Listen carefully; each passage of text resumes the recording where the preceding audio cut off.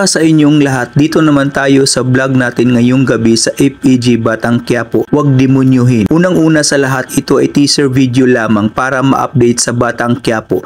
Huwag kalimutan i-follow at i-subscribe ang channel. Salamat po. Ito na nga ang pinakahihintay ni Santino na laban na kung saan siya yung representative sa Kamao Gym, na kung saan sinabihan siya ng coach na kailangan galing sa puso dahil malakas yung kalaban niya. So dito nagkita na sila sa ring, sila Kamandag at saka si Santino. Kaya nagsimula na ang laban. Unang-una sa lahat, dihado si Santino ito dahil ito si Kamandag paglaro ay madumi ito at naghihidbat pa ito at the same time nagsisiko pa, kaya ito si Santino ay na down ng 2 beses ito. Pero sa kalawang palad, dahil sa maraming mga fans sa kanya at inspirasyon, ito si Santino ay gumawa ng paraan, diskarte paano matalo si Gagamba ito.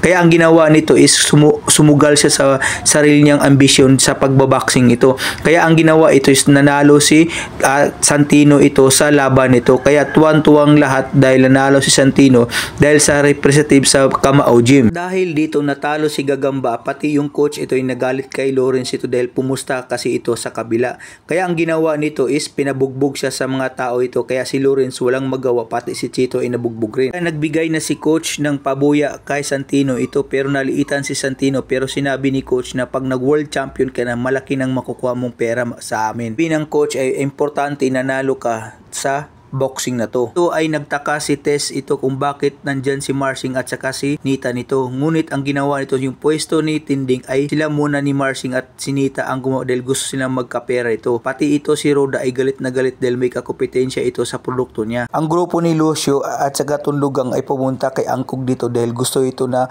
pangakuan ng trabaho ito at gagamitin sila, maging hitman sila dahil ito pagpatay sa mga kalaban nila Angkog dito. Kaya ang saya nila dahil sinabi na gusto nila patayin si Salazar, si Amanda at saka si Tanggol ito. Dito ay ang saya ni Tanggol dahil sinamahan siya ni Bubbles ito sa pagbili ng damit niya gamit sa trabaho nito. Kaya ito tuwan-tuwa si Tanggol ito kay Bubbles. Sinabi ni Angkog na may mission na kayo kaagad, meron kayo papatay na tao, ito si Salazar ito. Marsing at Nita ito ay nagsabi kay Tess na nakalaya na si Tanggol, gusto namin kausapin dito dahil kay Mokang. Pero sinabi ito ni Tess na kung magkita kami sasabihin ko sa inyo. Si Beng ay tumawag ito kay Tess dahil gusto to sana magkita sa palengke, pero hindi niya magawa dahil mayroong mga kasama ito. Kaya ang ginawa ito is doon na lang sa bahay magkikita si Beng at saka si Tess ito. Yung grupo ni Lucio at saka mga Tundugang ay binigyan ng baril ito ni Angkog dito. Kaya ito tuwang-tuwa sila dahil mayroon na silang bagong baril na gagamitin to sa mission. Beng at si Tess ay nakita na ito sa bahay nila. Kaya ang ginawa ito ni Tess, nagsabi kay Beng na